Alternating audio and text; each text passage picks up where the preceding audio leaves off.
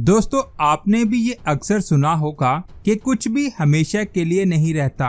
इसी तरह कायनात में मौजूद हर चीज हमेशा के लिए नहीं रहेगी। जैसे कि द ग्रेट बीटलजूस एक बहुत बड़ा स्टार है जो अपनी लाइफ के आखिरी स्टेज में है। साल 2019 में हबल टेलीस्कोप ने ये नोटिस किया कि बीटलजूस स्टार के गिर्द कुछ अजीब सा हो रहा है, कुछ ऐसा जो पहले कभी नहीं देखा गया। तो दोस्तों, आज की इस वीडियो में आप ये जान सकेंगे कि हबल टेलीस्कोप ने रात को आसमान में नजर आने वाला 10वां सबसे चमकीला स्टार बीटलजूस के बारे में ऐसा क्या ऑब्जर्व किया जिसको पहले साइंसदानों ने कभी नहीं देखा था। तो पूरी वीडियो वॉच कीजिएगा। वीडियो शुरू करने से पहले अगर आपने हमारे चैनल इफ टीवी को सब्सक्राइब नहीं किया तो जल्दी से सब्सक्राइब करने के साथ साथ हमारी वीडियोस को लाइक और शेयर जरूर करें। जमीन से 548 लाइट ईयर की दूरी पर कॉन्स्टेलेशन ओराइन का दूसरा सबसे चमकीला स्टार बीटलजूस मौजूद है।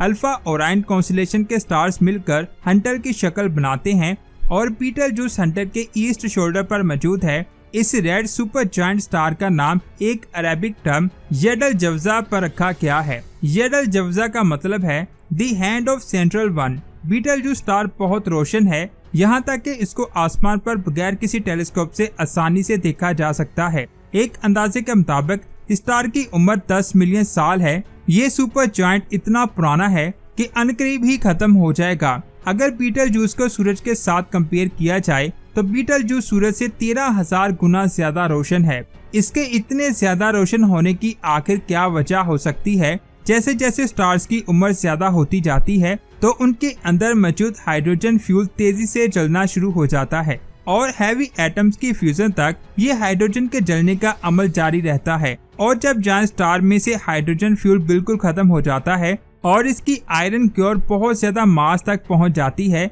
स्टेज पर पहुंचकर अगर कोई स्टार बीटलजूस स्टार जितना बड़ा हो तो वो क्लैप्स होकर फट जाता है, या दूसरे अल्फाज में वो स्टार सुपरनोवा बन जाता है। बीटलजूस जमीन से जितनी दूरी पर है, यह मुमकिन है कि बीटलजूस पहले ही सुपरनोवा में बदल गया हो, लेकिन इसकी रोशनी जमीन तक ना पहुंच पाई हो। अगर ये अभी सुपरनोवा नहीं बना तो जिस दिन बीटलजूस फट जाएगा ये मंजर देखने के काबिल होगा। यहाँ तक कि यह मंजर दिन में भी दिखाई दे सकता है और महीनों तक देखा जाता रहेगा। दोस्तों, इमेजिन करो कि आप नाइट स्काई पे इस सारे मंजर को बगैर किसी टेलीस्कोप के अपनी आंखों से देख रहे हैं, लेकिन यहाँ पर सबसे अहम बात यह है कि जब ये स्टार फटेगा तो इससे निकलने वाली रेडिएशन जमीन को भी हिट करेगी, जिसका असर दुनिया पर रहने वाले इंसानों पर भी होगा। 2019 के आखिर में साइंसदानों को तारीख में पहली मर्तबा बीटलजूस स्टार मदम होता हुआ दिखाई दिया और ऐसा पहले कभी नहीं हुआ था।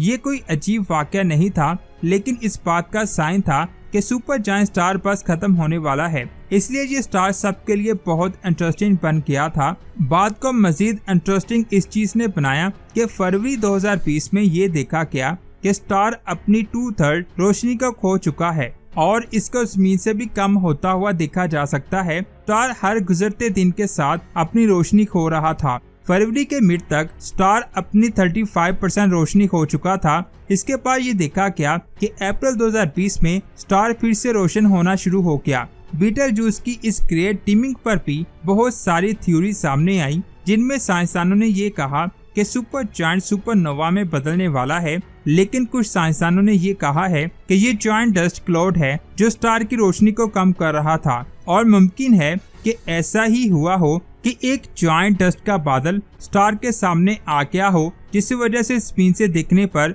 उसकी रोशनी कम होती हुई नजर आ रही थी। फिर आहिस्ता आहिस्ता जब ये बादल स्टार के सामने से हटता चला गया तो उसकी रोशनी फिर से ज्यादा होना शुरू हो गई। साइंसदानों के दरमियान ये बहस काफी टाइम तक जारी रही और सारे टेलीस्कोप बीटलजूस स्टार को ऑब्जर्व करने में लग गए। और फिर साइंसदानों ने एक शॉकिंग डिस्कवरी की। हबल टेलीस्कोप का इस्तेमाल करके साइंसदान ये बताने के काबिल हुए कि वहाँ पर हकीकत में मिट्टी का एक बहुत बड़ा बादल मौजूद था, लेकिन ये बादल उस तरह का नहीं था जो पहले कहा जा रहा था, बल्कि ये अंदाजा लगाया गया कि ऐसा लगता है कि धुआं स्टार के सरफेस से उठा, जिसने स्टार को अपने घेरे में ले लिया। ये उठने वाला धुआं सूरज के मास इजेक्शन से 400 मिलियन टाइम गुना ज्यादा था। हमारे सोलर सिस्टम का सूरज रोजाना अपने मास को इजेक्ट करता है, जिसको सोलर फ्लेयर्स कहा जाता है। लेकिन सूरज सिर्फ अपनी आउटर लेयर, जिसको कोरोना कहते हैं, वहां से छोटे छोटे पीसेस को बाहर धकेलता है,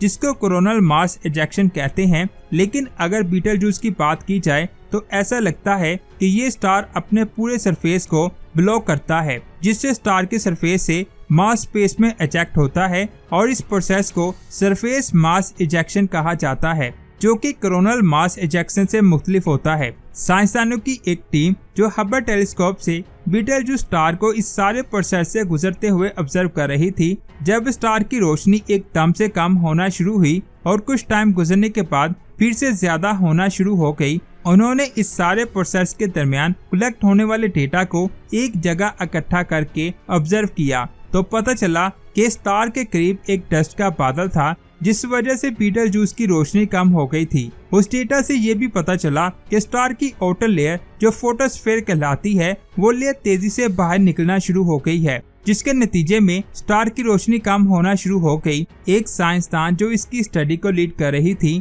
उसने और उसके साथियों ने ये बताया कि जैसे जैसे स्टार अपने मामूल के साइकिल में फैलता है, उसकी सरफेस वैसे ही तेजी से एक्सलेरेट होती है और ये एक्सेलरेशन कन्वेक्शन सेल की वजह से होती है, जो स्टार के अंदर से ट्रेवल करता हुआ बाहर सरफेस तक आता है। इस वजह से स्टार के अंदर से मटेरियल निकलता है जो बाहर आकर स्टार डस्ट के शक्ल इख्तियार कर लेता है, और यही वो डस्ट थी जो कि बीटलजूस की रोशनी को कम करने की जिम्मेदार थी। यूरोपियन साउथर्न ऑब्जर्वेटरी की वैली लार्ज टेलीस्कोप से बीटलजूस के कुछ इमेज लिए गए, जिनमें स्टार में होने वाली चेंजिंग को साफ साफ देखा जा सकता है। जो इमेज 2019 में ली गई, उनको 2020 में ली गई इमेज के साथ रखा गया, तो उसे साइंसदानों ने आसानी से स्टार डस्ट की फॉर्मेशन को देखा। इसो टीम ने ये नतीजा अखज़ किया कि स्टार की सरफेस पर एक गैस का बबल बना और बाहर निकलकर उसने स्टार को अपने घेरे में ले लिया। मजीद ये कि जब ये गैस का बादल ठंडा होना शुरू होता है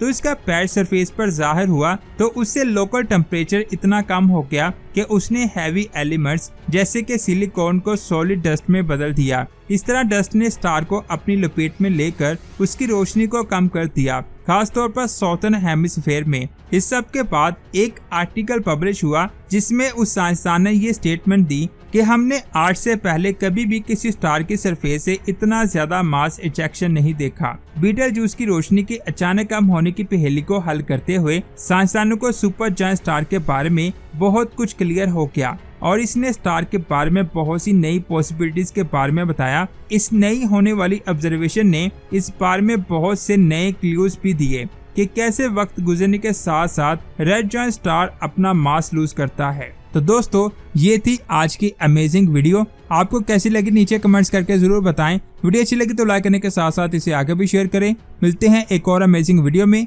अपना बहुत सारा ख्याल रखें। अल्लाह हाफिज।